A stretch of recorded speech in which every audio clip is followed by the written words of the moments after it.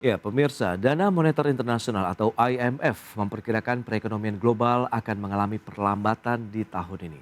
Perlambatan ekonomi dipicu oleh upaya keras sebanyak negara dalam melawan inflasi dan dampak dari perang berkepanjangan Rusia dan Ukraina. Lembaga Keuangan Dunia atau International Monetary Fund memprediksi perekonomian global akan mengalami perlambatan di tahun 2023 ini. Pertumbuhan ekonomi akan tetap lemah menurut standar historis karena upaya keras sejumlah negara dalam melawan inflasi dan perang Rusia di Ukraina, sehingga membebani aktivitas perekonomian global. Meski demikian, IMF mencatat pertumbuhan ekonomi secara mengejutkan terbukti tangguh pada kuartal ketiga tahun lalu dengan pasar tenaga kerja yang kuat, konsumsi rumah tangga yang kuat, dan investasi bisnis, serta adaptasi yang lebih baik dari perkiraan terhadap krisis energi di Eropa. Sementara itu, pemerintah memastikan terus mendorong laju pertumbuhan ekonomi tahun ini usai BPS mengumumkan pertumbuhan ekonomi tahun 2022 telah melebihi level pra-pandemi. Menko Perekonomian Erlangga Hartarto menjelaskan, ekonomi Indonesia sepanjang 2022 tercatat mampu tumbuh 5,31% secara tahunan, sekaligus menjadi torehan tertinggi sejak era Presiden Joko Widodo menjabat sebagai presiden. Ekonomi masih baik, kemudian resiliensi ekonomi di tahun 2023, karena tentunya kita melihat beberapa hal seperti harga komoditas yang relatif ke depannya bisa melandai. Kemudian beberapa hal yang dilakukan pemerintah adalah menjaga daya beli masyarakat atau memerangi inflasi. Erlangga menambahkan pertumbuhan ekonomi Indonesia masih ditopang oleh sejumlah sektor komponen utama seperti konsumsi rumah tangga, ekspor barang dan jasa dibandingkan tahun 2021. Seluruh leading sektor seperti industri perdagangan, pertambangan, pertanian dan konstruksi juga melanjutkan tren positif yang mengakibatkan tren PMI manufaktur terus berada di zona ekspansif yaitu di atas 50 poin. Dari Jakarta, Rarjo Patmo, IDX Channel. Ya, pemirsa, untuk membahas tema kita hari ini, resiliensi ekonomi Indonesia di tengah pergulatan ekonomi global sudah tersambung melalui Zoom bersama dengan Bapak Rian Kerianto, ekonom Institute of Social, Economic and Digital. Ya, halo selamat pagi, Pak Rian. Pagi Mas Pras. Salam sehat, Pak. Salam sehat. Baik, langsung saja kita akan review dulu nih bagaimana dengan perkembangan ekonomi global yang memang saat ini juga tadi sudah disampaikan IMF ini masih akan menekan begitu banyak perekonomian negara termasuk Indonesia ini, Pak Rian. Silakan.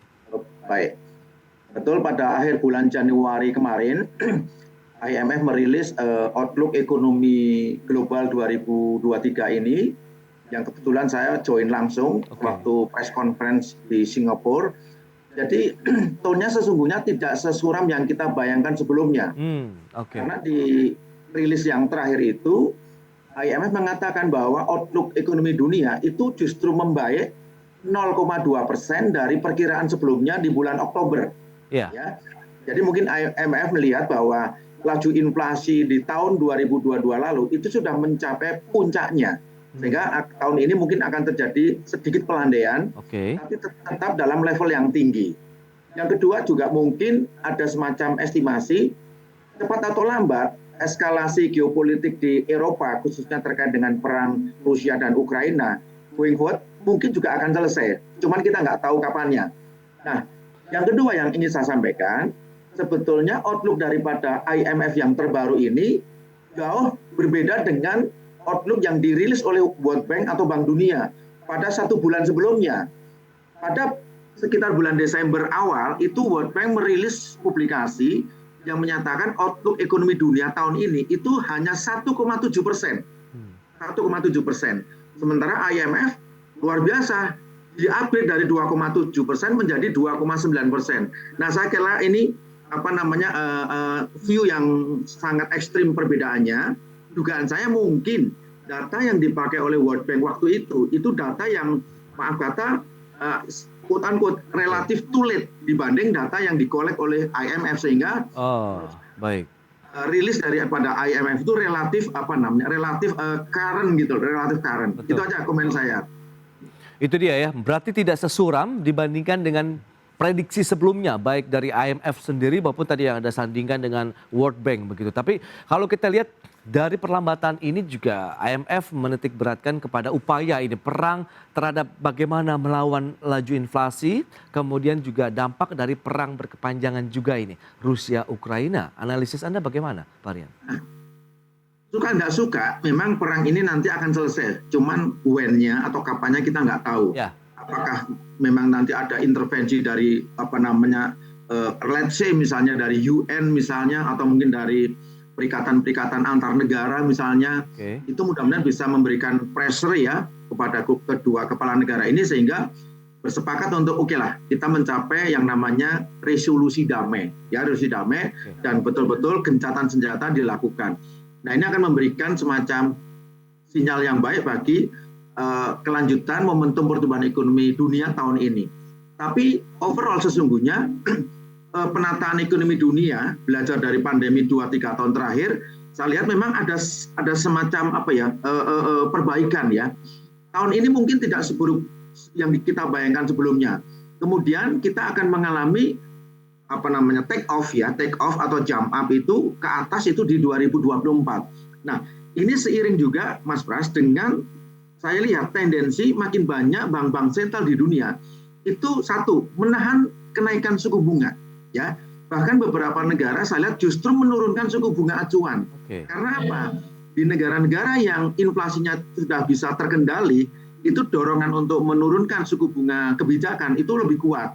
Sementara untuk negara-negara maju yang inflasinya relatif lambat penurunannya, itu style untuk hawkish policy atau kebijakan moneter yang ketat itu masih ditahan.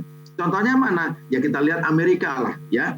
Memang kenaikan Fed Fund Rate-nya tidak se-ekstrim tahun lalu yang setiap kali naik 75 basis point, kemudian 50 basis point. Sekarang udah mulai agak landai lah ya.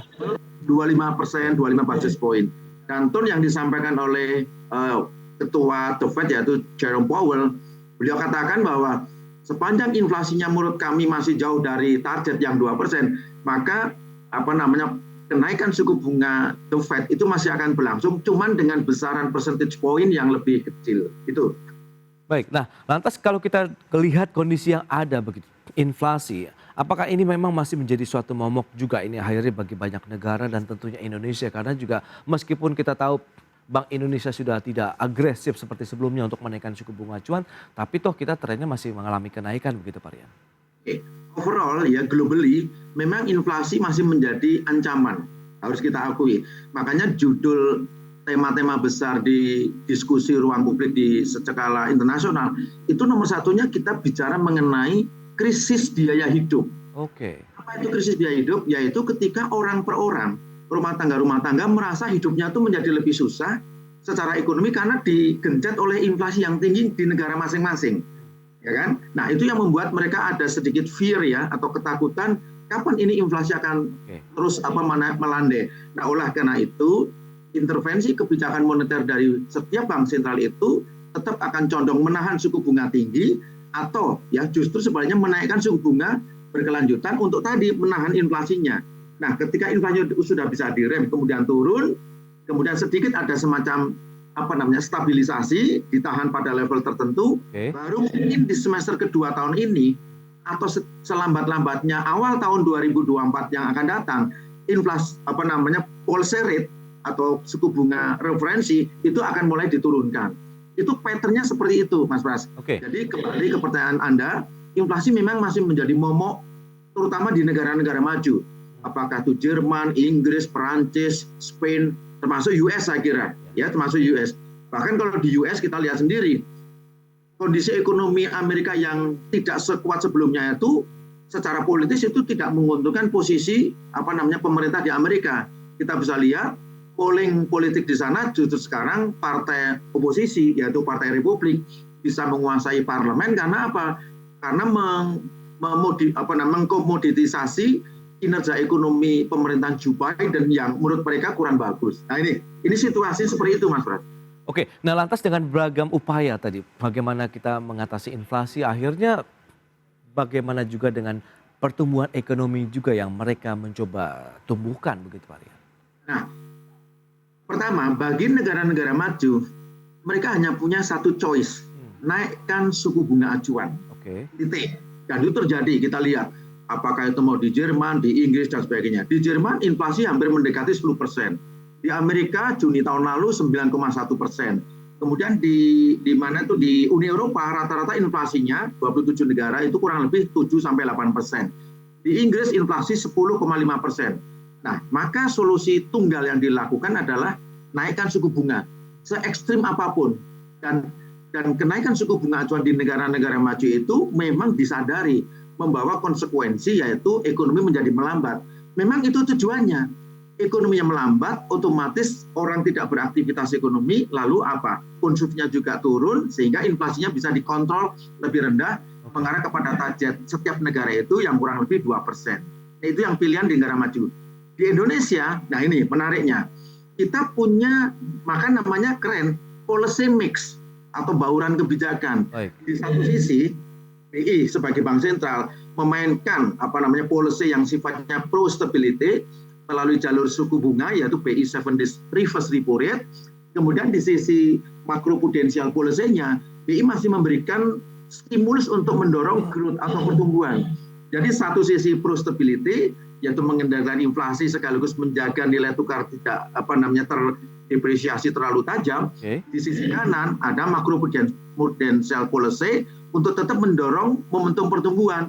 Melalui jalur apa? Ya tadi misalnya LTV-nya masih di 0% kan, DP-nya masih di 0% kan. Kemudian ada insentif bagi bank-bank individual yang memberikan pinjaman atau kredit ke sektor-sektor ekonomi tertentu, kurang lebih ada 46 sektor ekonomi prioritas, itu diberikan insentif, yaitu mendapat diskon kewajiban pemenuhan giro wajib minimumnya. Nah, itu desain policy bauran kebijakan yang saya kira yang membuat prestasi ekonomi kita tahun lalu betul-betul menurut saya itu sangat atraktif. Kita bisa tumbuh 5,31% di saat negara-negara ini sedang mengalami perjuangan untuk bisa mengangkat ekonominya lebih positif lagi. Baik, Pak Rian, tapi dengan beragam kebijakan tadi, bauran-bauran kebijakan fiskal, moneter begitu, lantas seberapa resilience juga nih ekonomi Indonesia dalam menghadapi tekanan ekonomi global tadi? Nah, regardless atau terlepas dari bauran kebijakan internal Bank Indonesia, yaitu antara makro prudensial dengan monetary policy, tapi juga diperkuat dengan kebijakan fiskal yang tone-nya juga masih satu ekspansif, kedua juga menjadi absorber, atau penyerap kalau ada shock atau gejolak.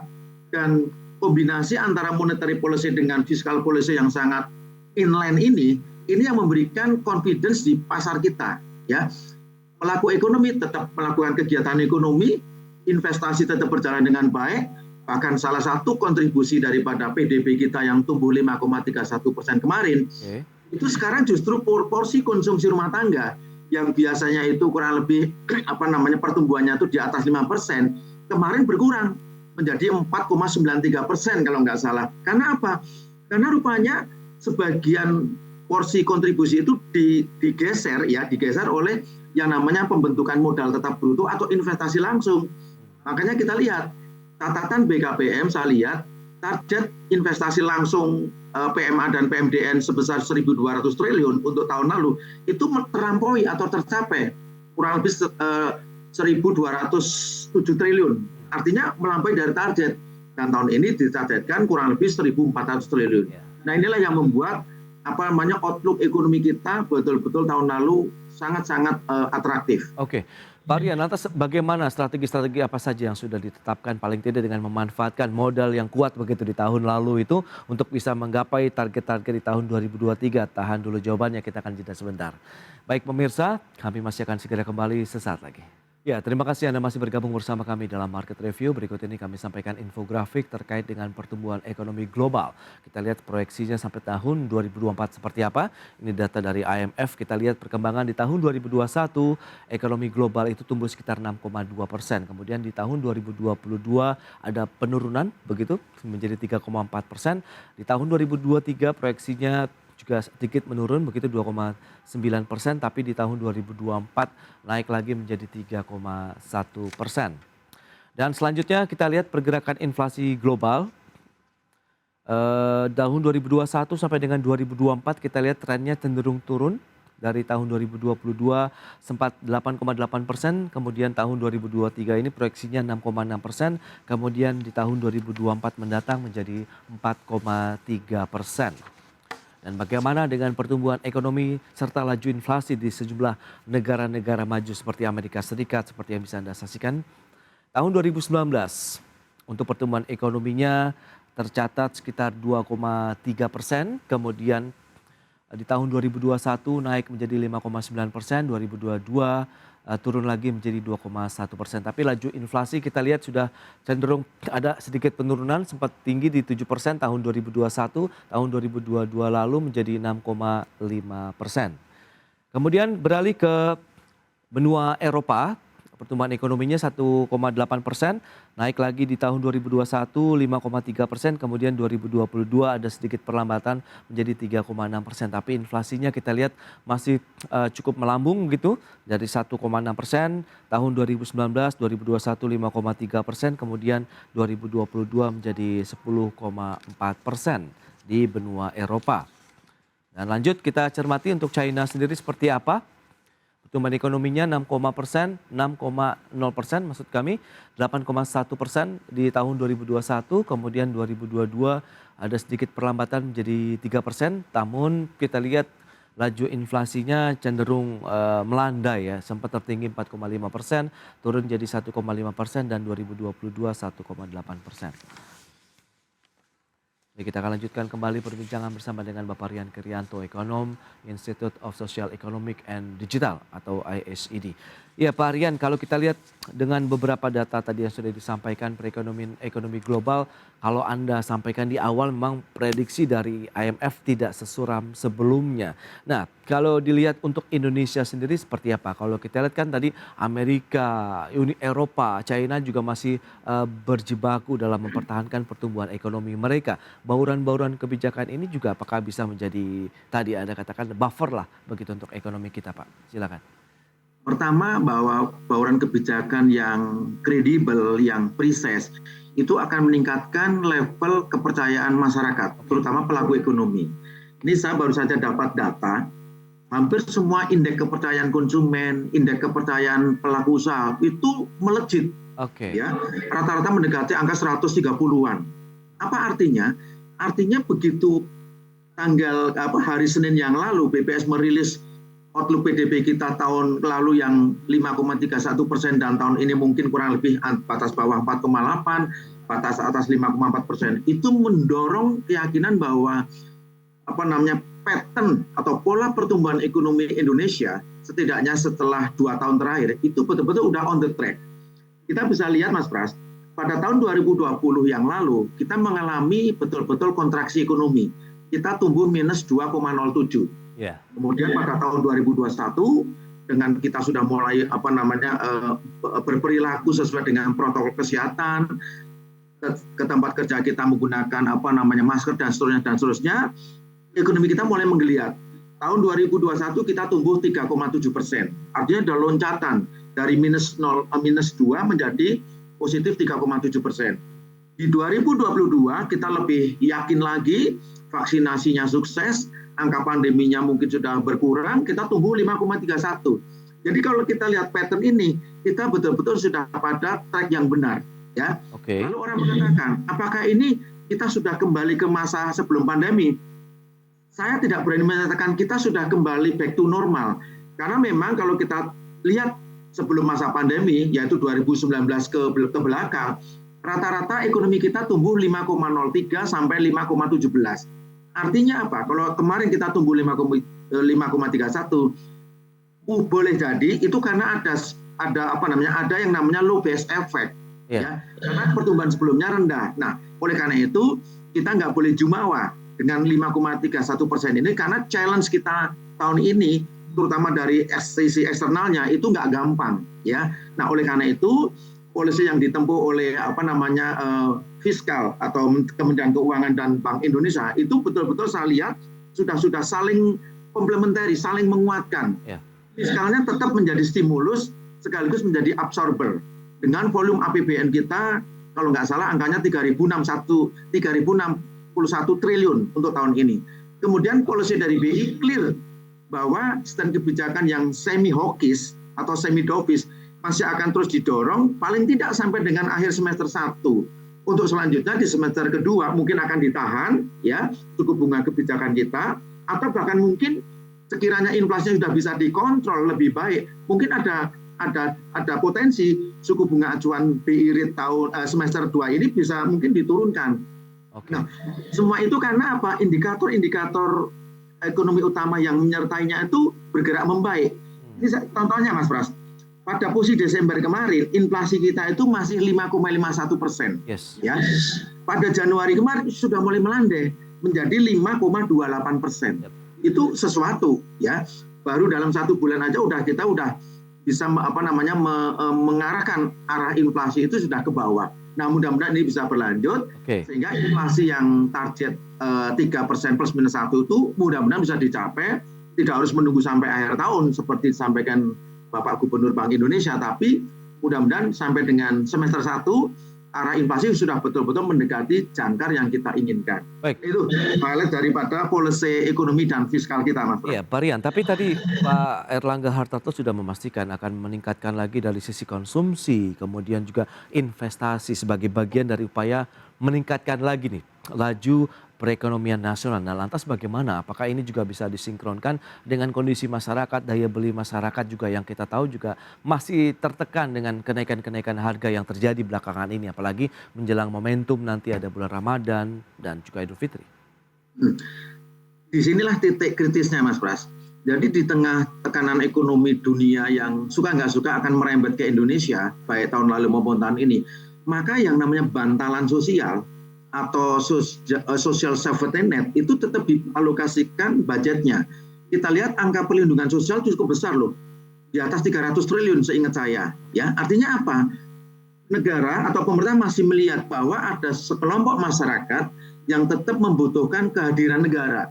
Nah, melalui apa? Melalui alokasi bantuan sosial, kemudian misalnya untuk pelaku usaha UMKM, melalui penjaminan kredit usaha rakyat, melalui Jamkrindo dan Askrindo dan sebagainya. Itu penting karena ini akan menjadi semacam bantalan ya agar ekonomi tetap menggeliat. Nah, di negara-negara maju mungkin mereka gagal memastikan alokasi bantuan sosial ini ya. Sehingga mereka lupa ada sekelompok masyarakat itu yang hidupnya sangat tertekan. Makanya judul paper lembaga internasional mengatakan risiko nomor 1 tahun lalu dan tahun ini adalah bagaimana kita menghadapi krisis biaya hidup. Nah, pemerintah kita ya belajar dari berbagai krisis, dari krisis 97, krisis global tahun 2008, maka tidak boleh mengabaikan ya eksistensi dari kelompok masyarakat yang kelas bawah ini untuk terus di backup melalui bantuan sosial tadi. Nah, ini akan memberikan optimisme atau pengharapan sehingga kelompok masyarakat lapis bawah ini tetap bisa berproduksi, beraktivitas, sehingga ekonominya tetap putar begitu ya dari semua lini ya. Iya, betul sekali. Itu dia memang menjadi salah satu kunci keberhasilan kita adalah memperhatikan semua lapisan masyarakat begitu Pak Rian, sehingga yang paling bawah pun masih bisa melakukan aktivitas usaha mereka, kegiatan ekonomi mereka sehingga tidak tertinggal, dalam artian nanti dikhawatirkan akan menjadi permasalahan baru lagi begitu dalam upaya pemerintah menggerakkan ekonomi nasional secara keseluruhan. Baik, Pak Rian, nampaknya sudah gamblang sekali bahwa memang resiliensi ekonomi Indonesia bisa dikatakan cukup terbukti lah berdasarkan pengalaman-pengalaman sebelumnya begitu. Semoga tahun 2023 ini kita juga masih mampu berdiri dengan tegak begitu untuk ekonomi Indonesia. Terima kasih banyak atas waktu dan sharing Anda berikan, Pak Rian. Selamat melanjutkan aktivitas Anda kembali. Salam sehat. Baik pemirsa, demikian perbincangan kami bersama dengan Bapak Rian Krianto, Ekonom Institute of Social Economic and Digital. Dan sudah 1 jam saya menemani Anda dalam program Market Review. Saya Prasetyo Wibowo beserta kerabat kerja yang bertugas undur diri. Terima kasih dan sampai jumpa.